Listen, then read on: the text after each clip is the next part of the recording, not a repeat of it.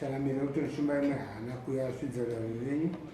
Nyaya ndeyekuti tezvara vanoda pfuma yavo mombe 4 venebodza pochitupa nemari dare.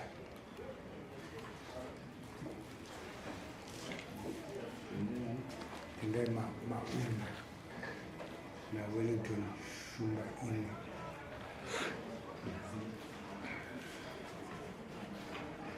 Taure kuti mwana aripo mwana yapaperi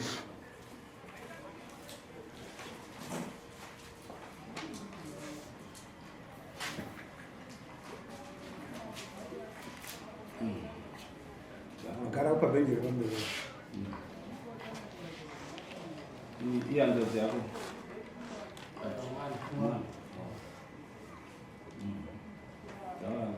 tinzo tendai chii chakaitika kutoka kupfuma zvombo zvanofamba sei. Pane wanangano agara pasi kunguva yakadini kuti pakamitisa mwana wangu uyu takazoona ane 5 months. Anonzi ani mwana wangu Lois. Okay. Lois Mau. Okay. Mumbu yakazoonekana nambuya ane 5 months. Wabva wamutenda kwashumba imwe, wabva kwashumba imwe kuyabva atambirwa. Wagara kuma 7-8 months. Ndokwakatanga kumushungurudza. Achishungurudzwa ari kumba iye kwautisa achidzoka kuya kumba kwedu. Ndopakatambirwa namai wacho adapa. Shure munga atombonyora tsamba kuti mama azoti zvandiitwa kuno ukwanisa kutozvisungirira. muda pfuma yakadini? Apfuma patoda mbudzi dzedu dzemasungiro dzinhatu. Mombe 7. Zvatidane mari yekuti kubva pakazvarwa mwana anosvika nanhasi pa300.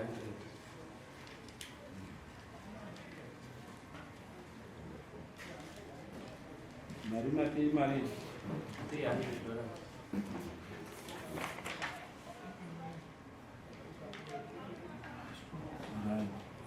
wadare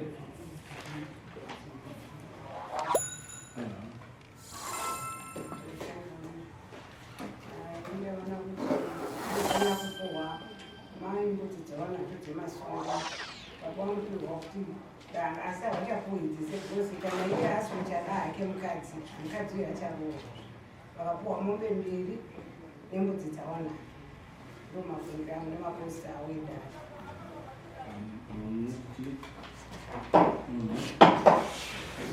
Iyo vanoda mbudzi 3 dzemasungiro idzodzo, mombe yamai, mombe yababa nemombe yematyorwa. Handenge nemhandara nemombe yematyorwa, mombe 3.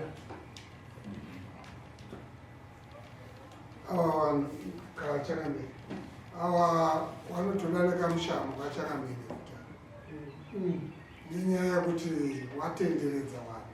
Nyaya yakatokwana yeshe nehumba wakambove wabvumira yeshe nehumba kuti takutirobhadhara wakuzotora zvemhuri kuendesa kukoto.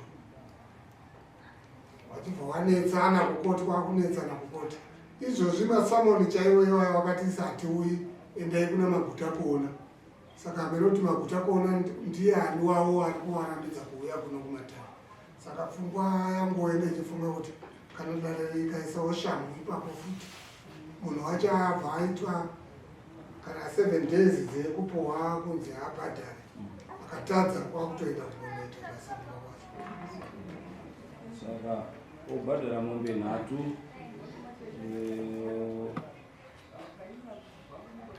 dzemadamages. Madamages aya kucharorawo nekuti apa madamages dzataurwa mombe 3 idzo nembudzi 3 ne$300 yakuenda iri yemakosti. $300 yemakosti. Saka mobhadhara $45 handiti taibva taiisa ipapo kuti masamoni judgment iende. Then dare rinoisa mbudzi 3 dzekusauya nemombe 1 yekushungurudza mhuri.